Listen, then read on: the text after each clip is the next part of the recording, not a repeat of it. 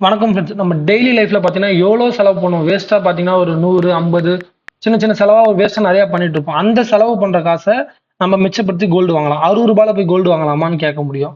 ஆனால் நம்மளால வாங்க முடியும். எப்படி எப்படி எப்படி எப்படி எப்படி சரிங்களா? அது எப்படின்னு பார்த்தீங்கன்னா கோல்டு பீஸோட ரேட் பார்த்தீங்கன்னா ₹60.41 தான். சரிங்களா? நம்ம டெய்லியும் வந்து பார்த்தீங்கன்னா ஒரு ₹100, ₹200 செலவு பண்ணுறோம்ல, அது டெய்லியும் நம்ம வாங்காம நம்ம கிட்ட இருக்கும்போது ₹500 இருக்கும்போது ஒரு கோல்டு பீஸ் வாங்கி வச்சுக்கலாம். ஒரு கோல்டு பீஸ் பார்த்தீங்கன்னா 0.01 gram of gold physical gold equal. சரிங்களா? அப்படின்னு பார்க்கும்போது நம்ம ஒரு 100 கோல்டு பீஸ் வாங்கினா தான் 1 கிராம் ஆஃப் கோல்டுக்கு ஈக்குவலாக வரும். நம்ம கிட்ட காசு இல்லையே கோல்டு வாங்க முடியலன்னு சொல்லி தள்ளி தள்ளி போய் ₹20,000 இருந்தால் தான் கொஞ்சம் அமௌண்ட் ஆஃப் கோல்டு வாங்க முடியும். அதனால காசு 20,000 வரட்டும் வெயிட் பண்ணிட்டு இருந்தீங்கன்னா அந்த காசு வரதுக்கு ரொம்ப நாள் ஆகும். நம்ம சில டைம் அது இருந்தாலும் வேற செலவு பண்ணிடுவோம். அதனால நம்ம கிட்ட இருக்க சிறு சிறு அமௌண்ட்டா இப்போ ஒரு ₹500, ஒரு ₹100, ₹1000 அந்த மாதிரி இருக்க அமௌண்ட்டுக்கு நம்ம கோல்டு பீஸ் வாங்கிட்டே இருந்தீங்கன்னா கோல்டு பிரைஸ் இன்க்ரீஸ் ஆகும் அந்த கோல்டு பீஸ் பிரைஸ் இன்க்ரீஸ் ஆகும்.